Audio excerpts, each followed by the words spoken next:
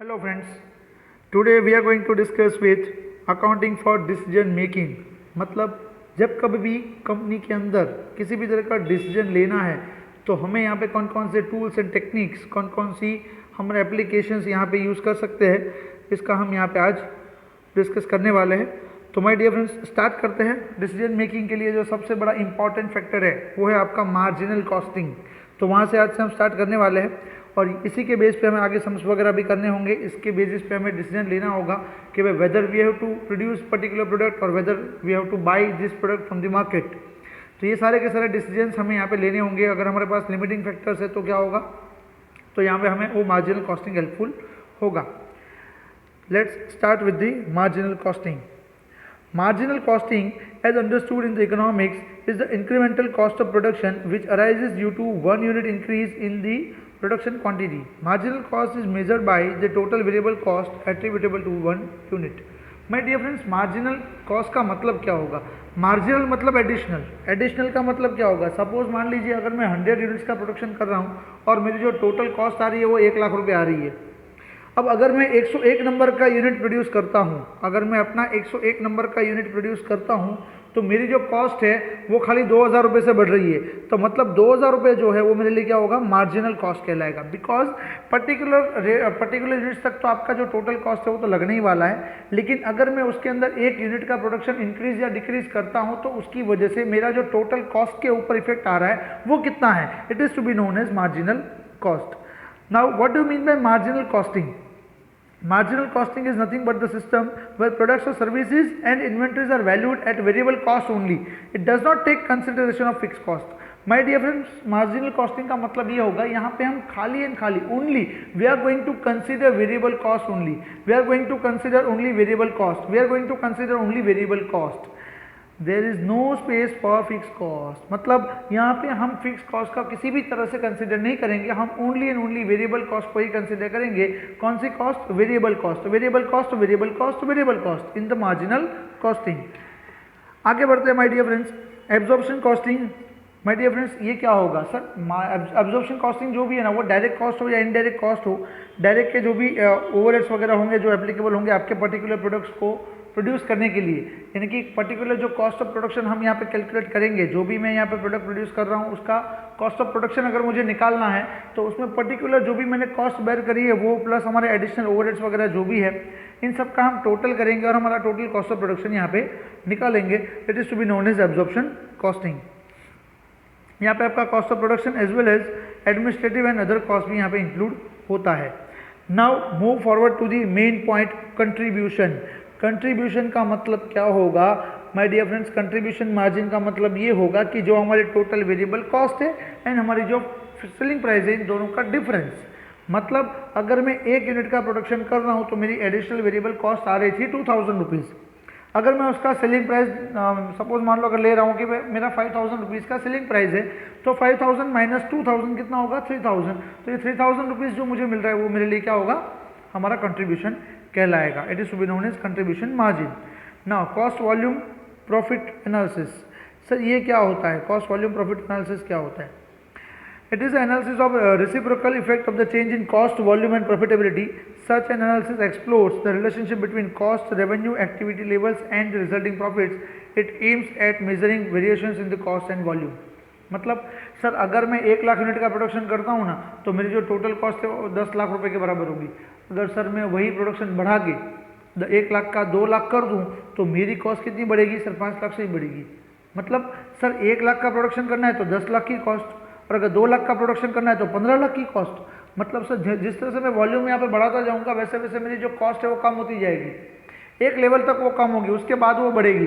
तो जहाँ पे हमारा ऑप्टिमम पॉइंट आता है, मतलब क्या होगा कि भाई जहाँ से मेरा जब तक मेरा टोटल कॉस्ट जो है पर यूनिट को टोटल कॉस्ट वो अगर डिक्रीज हो रहा है तब तक मैं ये प्रोडक्शन बढ़ाता जाऊँगा।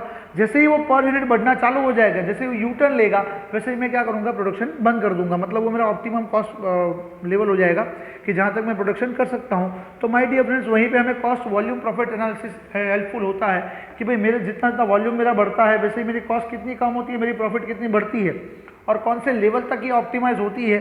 बस वही माय डियर फ्रेंड्स हमें यहाँ पे एनालिसिस करना होगा। देन प्रॉफिट वॉल्यूम रेशियो, जिसको हम बोल सकते हैं contribution to sales ratio. My dear friends, इसकी फॉर्मूलाज वगैरह आगे आएगा तब मैं आपको बताऊंगा। ये और कुछ है ही नहीं, ये it is nothing but the contribution to sales ratio. ये क्या होगा आपके लिए, कंट्रीब्यूशन टू सेल्स रेशियो, मतलब contribution divide by sales into 100। तो सर कंट्रीब्यूशन कैसे मिलेगा, तो वो मिलेगा आपको सेल्स माइनस वेरिएबल कॉस्ट से। तो सेल्स माइनस वेरिएबल कॉस्ट का जो भी कंट्रीब्यूशन मिलता है उसका सेल्स के रिगार्डिंग रेशियो कितना है वो जानने के लिए हम ये पीवी रेशियो निकालेंगे। ये भी बहुत बड़ा इंपॉर्टेंट हमारे लिए टूल रहेगा। आगे बढ़ते हैं break even point. Sir break even point का मतलब क्या होगा, सर मेरा लेवल ऑफ सेल्स कितना होना चाहिए ताकि मुझे ना तो प्रॉफिट हो ना तो लॉस हो। मेरा वो कौन सा लेवल होगा सेल्स का जहाँ पे मैं प्रॉफिट 0 रुपीज़ अर्न करूँगा और मेरा लॉस भी कितना होगा, 0 रुपीज़ ही होगा। मतलब यहाँ पे क्या होगा, क्वांटिटी जो भी है हमारा indicated both quantity and monetary value in monetary value terms, मतलब बीईपी जो है वो हमें मॉनिटरी वैल्यू में भी मिल सकता है, यानी कि मैं कितने रुपीज़ का सेल्स करूँ तो मुझे 0 प्रॉफिट और 0 लॉस होगा, और मैं यहाँ पे कितने नंबर ऑफ यूनिट्स भी बेचूं तो मुझे 0 यूनिट प्रॉफिट या 0 रुपीज़ प्रॉफिट या लॉस हो सकता है। मतलब in case of quantity and in case of monetary value we can find BEP. BEP का मतलब होगा break even point. Break even point का मतलब होगा जहाँ पे आपको no profit no loss situation create होगा। माय डियर फ्रेंड्स, यहाँ पे हमें ये ध्यान में रखना होगा कि जहाँ पे भी मेरा प्रॉफिट या लॉस 0 होता है वो मेरे लिए ब्रेक इवन पॉइंट है। Then sir how to find it, तो वो हम आगे यहाँ पे देखने वाले हैं। Now margin of safety. My dear friends, break even point से आप जितना भी ऊपर कमाते हो वो आपके लिए मार्जिन ऑफ सेफ्टी होता है। सिंपल सी बात है, अगर मेरा ब्रेक इवन सेल्स है वो 10 लाख का है, अगर मैं 10 लाख से ऊपर का जो सेल्स करता हूँ वो मेरा मार्जिन ऑफ सेफ्टी बन जाता है। मार्जिन ऑफ सेफ्टी का मतलब क्या होगा कि भाई ये हमारा क्वांटिटेटिव और मॉनिटरी दोनों टर्म्स में दिखा सकते हैं। ये मार्जिन ऑफ सेफ्टी हम क्यों निकालते हैं कि हमारा जो ब्रेक इवन पॉइंट था उससे ज़्यादा हमने कितना अर्निंग किया हुआ है, हमने यहाँ पे कितना ज़्यादा अर्निंग करके रखा हुआ है ताकि हमें कोई प्रॉब्लम ना हो। मतलब हमारा प्रॉफिट जो है वो मार्जिन ऑफ सेफ्टी हम इंडिकेट करता है कि भाई इतना आपका प्रॉफिट का एलिमेंट आ सकता है। Angle of incidence. My dear friends, ये एंगल ऑफ इंसिडेंस जैसे ही बनता है तो जितना ये बड़ा होगा एंगल ऑफ इंसिडेंस, यहाँ पे आपका प्रॉफिट ज़्यादा होगा, जितना ये कम उतना ही आपका प्रॉफिट कम। माय डियर फ्रेंड्स, इसका डिस्कशन हम आगे करने वाले हैं। लिमिटिंग की फैक्टर। लिमिटिंग की फैक्टर का मतलब क्या होगा, सर मैं जब कभी भी कोई फैक्टर से प्रोडक्शन की बात करता हूँ, अगर मेरे पास उसके रिगार्डिंग कोई भी लिमिटिंग की फैक्टर है, सपोज मान लीजिए अगर मेरे पास मटेरियल कम है या फिर मेरे पास लेबर आवर्स कम है, लिमिटेड है, तो सर मैं उसको कौन सी प्रोडक्शन में लगाऊं, मतलब मैं कौन सी प्रोडक्ट को प्रोड्यूस करने के पीछे उसको लगाऊं ताकि मेरा जो पर यूनिट कंट्रीब्यूशन है वो मुझे हाईएस्ट मिले। तो माय डियर फ्रेंड्स, इसके ऊपर भी हम डिस्कशन करने वाले हैं, लिमिटिंग की फैक्टर के ऊपर भी। तो सेल्फ स्टार्ट आगे बढ़ते हैं मार्जिनल कॉस्टिंग की ओर। जो हमने बेसिक उसका कॉन्सेप्ट देख लिया, मार्जिनल कॉस्टिंग में क्या क्या होता है, तो देख लेते हैं यहाँ पे मार्जिनल कॉस्टिंग के फीचर्स क्या क्या है। Appropriate and accurate division of total cost into fix cost and variable cost by picking out variable portion of the semi variable cost also. Semi variable cost होगा उसका भी हम यहाँ पे वेरिएबल पोर्शन उठा लेंगे ताकि हमारा जो टोटल वेरिएबल कॉस्ट है वो हमारा कितना होगा ये हमें पता चल सके। Valuation of stock such as finish goods work in progress is valued at variable cost only. यहाँ पे हम क्या करेंगे, सर स्टॉक है चाहे फिनिश गुड्स है चाहे WIP, हम only and only variable cost पे उसको कंसिडर करेंगे।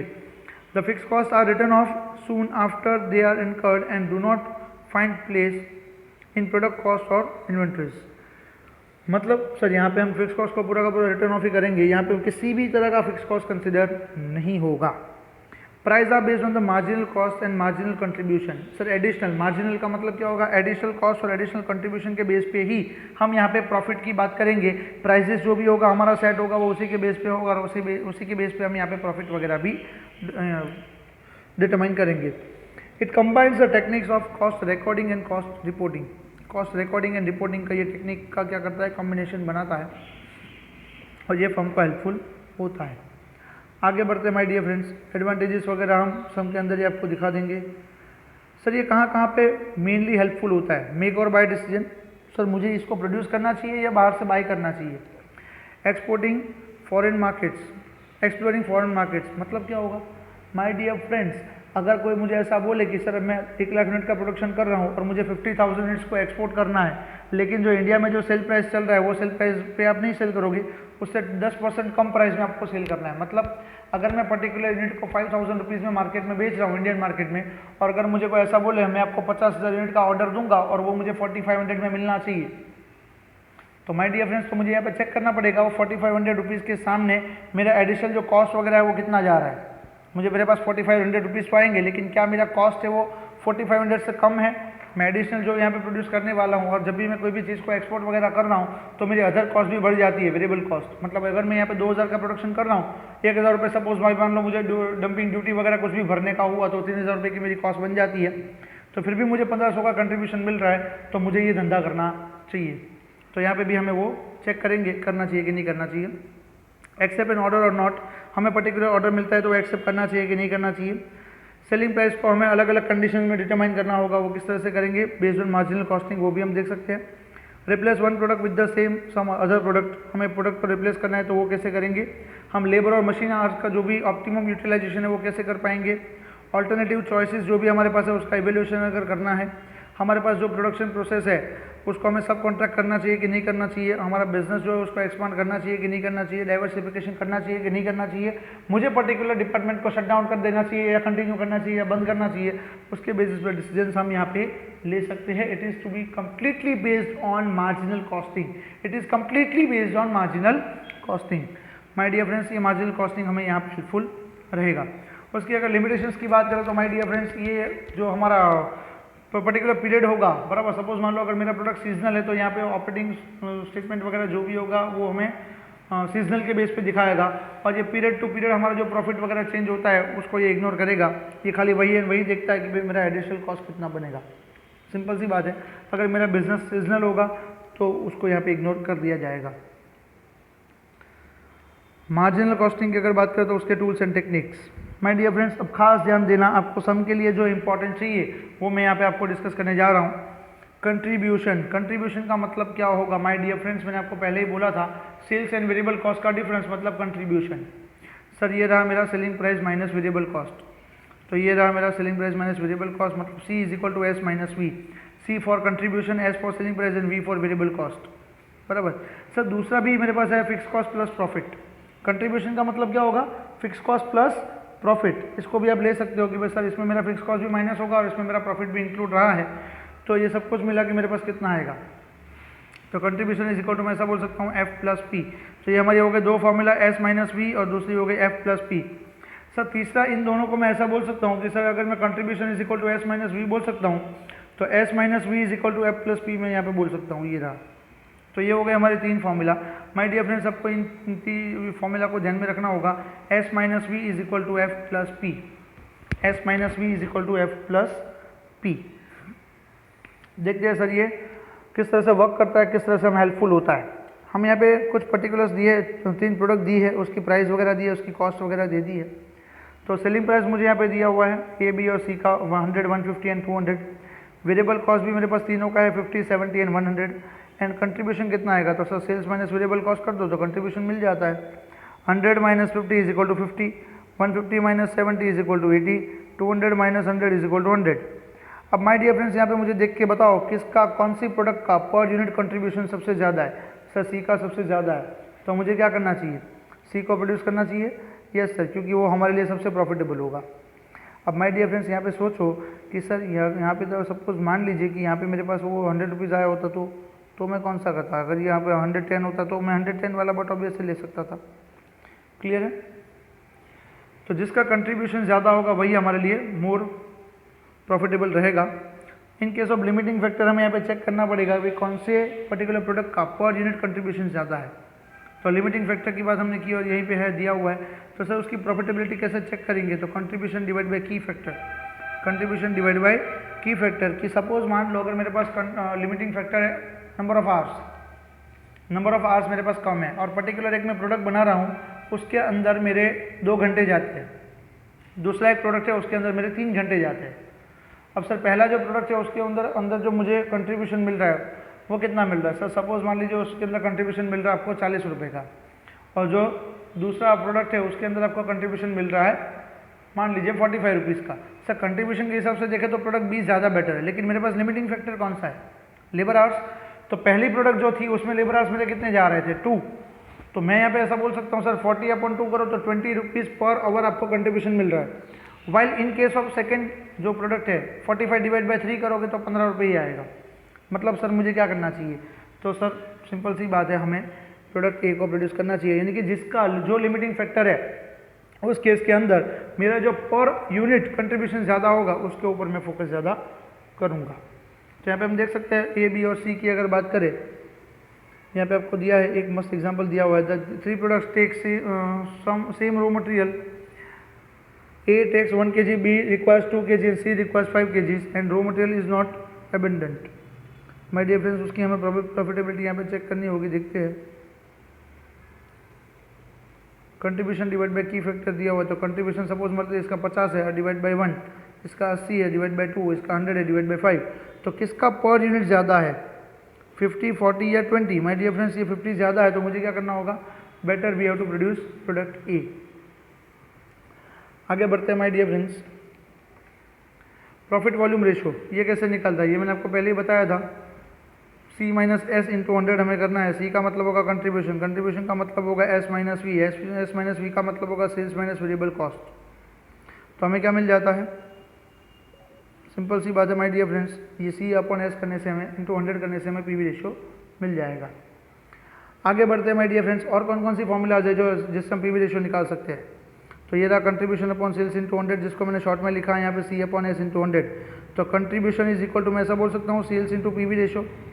माय डियर फ्रेंड्स, आप यहाँ पे देख सकते हैं, तो पीवी रेशो जो भी है उसके साथ अगर मैं सेल्स को मल्टीप्लाई कर देता हूँ तो मुझे कंट्रीब्यूशन मिल जाएगा। आगे बढ़ते हैं, contribution is equal to sales into PV ratio हो जाएगा, और मैं ऐसा बोल सकता हूँ sales is equal to contribution upon PV ratio, sales is equal to contribution upon PV ratio. My dear friends, आपको ये सारी फॉर्मूलाज लर्न करनी होगी, याद रखनी होगी, क्योंकि इसी के बेस पे हमें आगे सम्स करने होंगे। सर और कोई भी है, तो मान लो अगर 2 पीरियड के बेस पे हमें दिया हुआ है बराबर, तो मुझे पीवी रेशो कैसे निकालना है, तो change in contribution upon change in sales into 100, change in contribution upon change in sales into 100। Either मैं ऐसा बोल सकता हूँ change in profit upon change in sales, change in profit upon change in sales. Sir हमें यहाँ पे 2 period का data दिया होगा और वहाँ पे हमें प्रॉफिट और सेल्स दोनों का डेटा दिया होगा, लेकिन हम यहाँ पे पीवी रेशो आइडेंटिफाई नहीं कर पाएंगे। At that time we have to use this formula. My dear friends, आगे बढ़ते हैं, किस तरह से आगे ये वर्क करेगा। नाउ ब्रेक इवन एनालिसिस, जो मैं आपको ऑलरेडी एक्सप्लेन कर चुका हूँ। माय डियर फ्रेंड्स, ये रहा हमारा एंगल ऑफ इंसिडेंस। ये जितना एंगल ऑफ इंसिडेंस बड़ा होगा उतना ही हमारा प्रॉफिट का एलिमेंट ज़्यादा होगा, क्योंकि उतना ही हमारा सेल्स ज़्यादा होगा। यहाँ पे आप देख सकते हैं ये हमारा सेल्स का है और ये हमारा टोटल कॉस्ट है। ये जितना टोटल कॉस्ट कम जाता जाएगा, सेल्स ऊपर जाता जाएगा, उतना ही आपका एंगल ऑफ इंसिडेंस बढ़ता जाएगा और वही आपके लिए प्रॉफिटेबल होगा। आगे बढ़ते हैं माय डियर फ्रेंड्स, ये computation of break even point. Break even point sir calculate किस तरह से करते हैं। माय डियर फ्रेंड्स, करना कुछ नहीं है, ब्रेक इवन पॉइंट यहाँ पे आपको दिया गया है सिंपल। अगर आपको यूनिट्स में चाहिए, अगर आपको यूनिट्स में चाहिए तो fix cost divide by contribution per unit, fix cost divide by contribution per unit, fix cost divide by contribution per unit. BEP break even point, अगर मुझे इन यूनिट्स चाहिए कि मुझे कितने यूनिट बेचूंगा तो मुझे नो प्रॉफिट नो लॉस होगा, तो यहाँ पे आपको fix cost divide by contribution per unit करना है my dear friends. Fix cost divide by contribution per unit, fix cost divide by contribution per unit. आगे बढ़ते हैं, सर अगर मुझे रुपीज़ में चाहिए तो रुपीज़ में अगर चाहिए तो आपको कुछ नहीं करना है, fix cost divided by PV ratio कर देना है। ये रहा आपका यहाँ पे formula, fix cost divide bye PV ratio, fix cost divide bye PV ratio, fix cost divide bye PV ratio, fix cost divide bye PV ratio. इस तरह से हम यहाँ पे कर सकते हैं। आगे बढ़ते हैं my dear friends. Now sir उसका एप्लीकेशन कहाँ कहाँ पे हो सकता है। मार्जिनल कॉस्टिंग का एप्लीकेशन है, डिसीजन मेकिंग में मार्जिनल कॉस्ट आपको कैसे यूजफुल है वो भी हम देखने जा रहे हैं। माय डियर फ्रेंड्स, ध्यान से देखते जाना। Selection of profitable sales mix और profitable product mix. Sales mix और प्रॉफिटेबल प्रोडक्ट मिक्स अगर मुझे चाहिए तो मैं कौन सी प्रोडक्ट प्रोड्यूस करूंगा तो मुझे ज़्यादा प्रॉफिट होगा। देखते हैं। Pankaj limited engage in the manufacture of 2 products A and B, gives you the following information. Product A और प्रोडक्ट बी की हमें इन्फॉर्मेशन दी हुई है। सेलिंग प्राइस पर यूनिट दिया है 60, 100, डायरेक्ट मटेरियल पर यूनिट दिया है 20, 25, डायरेक्ट वेजेस हमें दिया हुआ है 10 और यहाँ पे 15। यहाँ पे ऐसा बोला हुआ है एट 0.50 पर आवर। मतलब क्या होगा, अगर मैंने टोटल 10 रुपये का डायरेक्ट वेजेस दिया हुआ है पर 1 यूनिट के अंदर बराबर, तो उसमें मेरे कितने आवर्स यूज़ हुए होंगे, तो 20 आवर्स यूज़ हुए होंगे। 10 डिवाइड बाई 0.5 करोगे तो आपको मिल जाएगा 20, और 15 डिवाइड बाई 0.5 अगर आप डिवाइड करते हो तो आपको मिल जाएगा 30। मतलब इसके अंदर आपके 30 आवर्स यूज़ हुए हैं और इसके अंदर आपके 20 आवर्स यूज़ हुए हैं। Variable overheads 100% of the direct wages. Sir आपका जितना डायरेक्ट वेजेस जा रहा है उतना ही 100% आपका वेरिएबल ओवरहेड भी जाएगा। फिक्स ओवरहेड आपको दे दिया 10,000 पर एनम, मैक्सिमम कैपेसिटी आपकी 1000 यूनिट्स की। माय डियर फ्रेंड्स, आगे बढ़ते हैं। Show the contribution of each of the product A and B and recommend which of the following sales mix be adopted. My dear friends, हमें यहाँ पे ऐसा बोला है कि पर यूनिट आप यहाँ पे कंट्रीब्यूशन निकालो। कंट्रीब्यूशन का मतलब क्या होगा? Sales minus variable cost. तो सर ये रही सेलिंग प्राइस, उसमें से वेरिएबल कॉस्ट माइनस करो तो 20, 10 और ये 10, क्योंकि यहाँ पे 100% हमें बोला है वेरिएबल ओवरहेड। फिक्स ओवरहेड तो हमें लेने नहीं है, तो वैसे ही हमें बी का भी निकालना होगा। और हमें यहाँ पे चेक करना है कि हमें यहाँ पे 3 ऑप्शन दिए है, तो ये 3 में से कौन सा यहाँ पे आपके पास हाईली प्रॉफिटेबल सेल्स मिक्स होगा। कि आप यहाँ पे कौन सा सेल्स करोगे तो आपके लिए ज़्यादा प्रॉफिट हो सकता है। देखते हैं यहाँ पे ए, बी और सी ऑप्शन दिए है। 300 units of A and 600 units of B, 450 of A and 450 of B, 600 of A and 300 of B. देखते हैं। तो सबसे पहले तो मैं यहाँ पे मार्जिनल कॉस्ट का स्टेटमेंट बना देता हूँ my dear friends. Direct material कितना है सर? 20 रुपये, इसमें 25 रुपये। डायरेक्ट वेजेस 10 रुपये, इसमें जाएगा 15 रुपये। वेरिएबल ओवरहेड तो सर यहाँ पे 10 और 15 कैसे लिया वो पता नहीं चला, लेकिन क्वेश्चन के अंदर आपको दिया था 100% ऑफ डायरेक्ट वेजेस, मतलब आपको जितना वेजेस लेना है उतना ही आपको वेरिएबल ओवरहेड भी लेना होगा। तो ये आ गया आपका मार्जिनल कॉस्ट 40 एंड 55। अब सेलिंग प्राइस आपका है 60 और यहाँ पे 100 है, तो सेलिंग प्राइस माइनस कॉस्ट निकाल दो वेरिएबल कॉस्ट, तो कितना आएगा? 20 रुपये और यहाँ पे आएगा 45 रुपीज़। इन दोनों का सिंपली हमने डिफरेंस लिया हुआ है, सेल्स माइनस वेरिएबल कॉस्ट ही किया है, नथिंग एल्स। तो यहाँ पे 20 आएगा और वहाँ पे 45 आएगा। तो मुझे देखना है ये है अभी कौन सा ऑल्टरनेटिव मेरे लिए सबसे ज़्यादा बेस्ट होगा कि जिसमें मुझे हाईएस्ट कंट्रीब्यूशन मिल सके। तो देखते हैं। पहला ऑप्शन है, उसके अंदर ऐसा बोला है 300 units of A and 600 units of B. तो कुछ नहीं करना है, 300 इंटू 20 करो और 600 इंटू 45 कर दो। सर ये 20 और 45 क्या है? जो कंट्रीब्यूशन पर यूनिट हमने निकाला वही है। तो 300 इंटू 20 करेंगे तो 6000 मिलेगा, 600 इंटू 45 करेंगे तो 27000 मिलेगा। टोटल कंट्रीब्यूशन मुझे मिलेगा 33000। अगर मैं उसमें से फिक्स कॉस्ट माइनस कर दूं तो मुझे मिल जाएगा प्रॉफिट 23000। ये वही है sales minus V is equals to F plus P. Contribution total कितना है? 33000 इज इक्वल टू, मैं ऐसा बोल सकता हूँ, फिक्स कॉस्ट प्लस प्रॉफिट। तो अगर मैं ऐसा बोलूँ contribution minus fix cost is equal to profit हो जाएगा। सिंपल सी बात है। वैसे ही सेकेंड यूनिट के लिए अगर बात करें तो 450 इंटू 20 एंड 450 इंटू 45, तो 9000 एंड 20250 रिस्पेक्टिवली आएगा और टोटल कंट्रीब्यूशन आपका आएगा 29250, जिसमें से अगर मैं 10,000 माइनस कर दूँ तो मुझे 19250 का प्रॉफिट मिलेगा। सेम लाइक हमें थर्ड कॉम्बिनेशन में भी देखना है, तो उसमें आएगा प्रॉफिट आपका 15500। अब माय डियर फ्रेंड्स, हमें चेक करना है 15500, 19250 और 29250 में सबसे बड़ी वैल्यू कौन सी है? बट ऑब्वियस है सर, ऑप्शन ए ही आपके लिए ज़्यादा बेटर है। सॉरी, 23,000, 19,250 एंड 15,500, उसमें से सबसे बड़ी वैल्यू कौन सी है? तो माय डियर फ्रेंड्स, हमें ऑल्टरनेटिव ए है, वही सबसे ज़्यादा प्रॉफिटेबल है, क्योंकि उसी के अंदर हमें सबसे ज़्यादा प्रॉफिट मिल रहा है 23,000 का। आगे बढ़ते हैं। सर अगर मेरे पास लिमिटिंग फैक्टर है, लिमिटिंग फैक्टर का मतलब क्या होगा? सर जो मेरे पास कम है और उसका मुझे ऑप्टिमम यूटिलाइजेशन करना है कि उसका कंट्रीब्यूशन पर यूनिट जो आए वो सबसे ज़्यादा आए।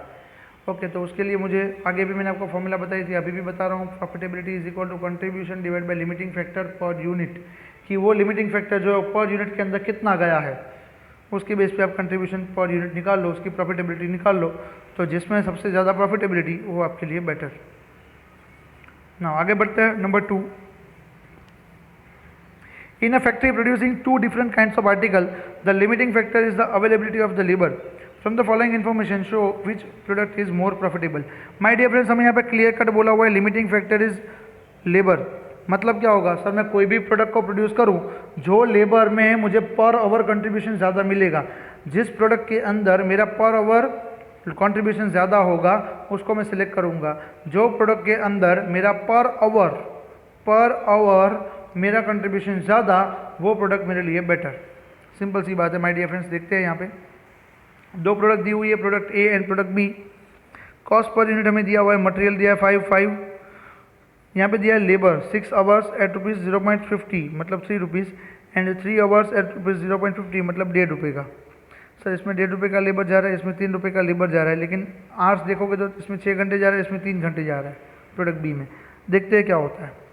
ओवरहेड्स फिक्स है 50% ऑफ द लेबर। यहाँ पे क्या बोला है? फिक्स जो ओवरहेड्स है वो 50% ऑफ द लेबर रहेगा। मतलब सर इसमें लेबर मैंने यूज़ किया 3 रुपये का, इसमें 1.5 रुपये आया, इसमें 1.5 रुपये तो 0.75 आया। वेरिएबल ओवरहेड्स है, देखते हैं 1.5 रुपये और 1.5 रुपये है, कोई बात नहीं, टोटल कॉस्ट आपकी आ जाती है, लेकिन हमें तो मार्जिनल कॉस्ट ही देखना है, उसके अंदर फिक्स कॉस्ट नहीं आएगा। आगे बढ़ते हैं। सेलिंग प्राइस कितना है 14 एंड 11 है। प्रॉफिट आपको दे दिया है 3 and 2.25। Total production for the month 500 units and 600 units का आपको दिया हुआ है। Maximum capacity per unit is 4800 hours. Maximum capacity per month कितना है आपका 4800 आवर्स है। Give the proof in support of your answer. हमें यहाँ पे आप हमारे आंसर में प्रूफ भी देना है कि भाई कौन सा प्रोडक्ट हमें सिलेक्ट करना चाहिए, जो हमें पर आवर कंट्रीब्यूशन ज़्यादा देगा उसी को हम यहाँ पे सिलेक्ट करेंगे। सिंपल है। आगे बढ़ते हैं। सबसे पहले मैं यहाँ पे कंट्रीब्यूशन निकाल लूँ, कौन सी प्रोडक्ट मुझे कितना कंट्रीब्यूशन दे रही है। ओके, कंट्रीब्यूशन के लिए मुझे क्या क्या चाहिए सर? एक तो सेलिंग प्राइस चाहिए जो मुझे दे दी गई है 14 रुपीज़ एंड 11 रुपीज़।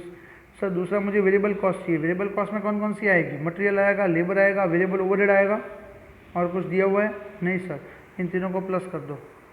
ये 5, 3 और 1.5 टोटल हो गया 9.5। 9.5 में से 14 अब 14 का डिफरेंस निकालो, 14 और 9.5 का तो कितना आएगा 4.5। तो ये आपका टोटल हो जाएगा 4.5 रुपीज़ का कंट्रीब्यूशन। डिवाइड बाय अगर आप 6 करते हो, डिवाइड बाय 6। सर यहाँ पे 6 क्यों किया? माय डियर फ्रेंड्स, यहाँ पे हमें दिया गया था कि आप जो लेबर यूज़ कर रहे हो कितना है 6 आवर्स है। पर्टिकुलर प्रोडक्ट ए की बात कर रहे हैं हम। प्रोडक्ट ए के अंदर कितना है 6। तो डिवाइड बाय अगर आप 6 करते हो तो इसमें पर आवर आपको 0.75 का कंट्रीब्यूशन मिल रहा है। पर आवर 0.75 रुपीज़ का कंट्रीब्यूशन। अब देखते हैं सर प्रोडक्ट बी का बात करते हैं। मटेरियल कितना है 5 रुपीज़, लेबर कितना है 1.5 रुपीज़, वेरिएबल ओवरहेड है 1.5। टोटल हो जाता है आपका 8 रुपीज़। सेलिंग प्राइस आपका 11 है, तो 11 माइनस 8 करोगे तो 3 रुपीज़ आपको मिल जाएगा contribution per unit, divided by total number of hours. मैं कितने नंबर ऑफ आवर्स इसमें यूज़ कर रहा हूँ सर? इसमें आप यूज़ करोगे 3 आवर्स। ओके, तो 3 आवर्स को आप डिवाइड कर दो यहाँ पे, तो पर आवर कितना आया कंट्रीब्यूशन सर? 1 रुपी आया। Very good. यहाँ पे कितना है 0.75, यहाँ पे कितना है माय डियर फ्रेंड्स? यहाँ पे आएगा 1 रुपी। मतलब हमें यहाँ पे जो पर आवर ज़्यादा कंट्रीब्यूशन देगा वो प्रोडक्ट मेरे लिए बेटर है। अब देखो यहाँ पे 1 है तो ये ज़्यादा है। यस, तो लिमिटिंग फैक्टर के मुताबिक मुझे क्या करना चाहिए?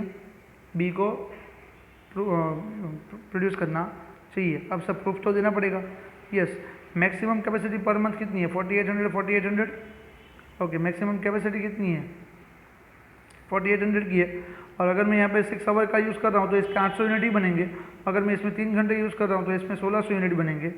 अब आप देखो यहाँ पे प्रॉफिट किस में आपको ज़्यादा आ रहा है सर? मटेरियल इसमें जाएगा 4000 का, 8000 का। सर ये 4000 और 8000 कहाँ से आया पहले ये बताओ, ये समझ में नहीं आ रहा है। फाइन, तो 4000 कहाँ से आया होगा? ये रहा सर। प्रोडक्ट ए है वो 5 रुपीज़ का जाएगा। अगर मैं उसके टोटल नंबर ऑफ यूनिट्स बनाता हूँ 800, तो 800 इंटू 5 आएगा आपका टोटल 4000। सर यहाँ पे कितना आएगा? यहाँ पे आएगा आपका 5 रुपीज़ इंटू 1600 यूनिट्स इंटू आप करोगे 5, तो आपको मिल जाएगा 8000। चलो आगे बढ़ते हैं। सर वैसे ही लेबर कितने होंगे सर? लेबर आवर्स तो आपके उतने ही जाएंगे ना जितने आपके यूनिट्स में जाते होंगे। सर एक यूनिट बनाने के लिए आपको 6 घंटे चाहिए, तो 800 यूनिट बनाने के लिए आपको कितने चाहिए? सिंपल सी बात है 4800 आवर्स चाहिए। ओके, 4800 आवर्स अगर आपको 50 पैसे के सब दे रहे हो पेमेंट, तो 2400 रुपये आएगा। सर इसमें भी 2400 रुपये आएगा। Yes, very good. क्यों? क्योंकि इसमें भी हम 1600 यूनिट बनाएंगे ना। 3 घंटे का अगर एक यूनिट में अगर हमारे 3 घंटे जाते हैं तो टोटल 1600 यूनिट में कितने घंटे जाएंगे? 4800 आवर्स जाएंगे। और अगर मैं 1 आवर का 0.50 दे रहा हूँ तो वी हैव टू पे 2400 रुपीज़ फॉर 4800 आवर्स। ना ओवरहेड्स की अगर बात करें तो फिक्स कितने हैं? 50% ऑफ द लेबर। तो लेबर है हमारा 2400 रुपये, उसका आधा कर दो। वेरिएबल है सर जितना हमारा ये लेबर होगा उसका 50% ही क्या होगा? वेरिएबल होगा ना। एक मिनट, वेरिएबल ओवरहेड आपको दिया हुआ है ऊपर, ये रहा। वेरिएबल ओवरहेड है कितना? 1.5। हाँ तो करो यहाँ पे 800 इंटू 1.5 तो 1200 आएगा। और यहाँ पे करोगे 1600 इंटू 1.5 तो आपका आएगा 2400। क्लियर है? इस तरह से हमें टोटल कॉस्ट मिल जाएगा। अब ये टोटल कॉस्ट को आपको क्या करना होगा? सेल्स में से माइनस करना है, तो आपको प्रॉफिट का एलिमेंट मिल जाएगा। माय डियर फ्रेंड्स, यहाँ पे आप देख सकते हो प्रॉफिट कितना कितना है 2400 और यहाँ पे है 3600।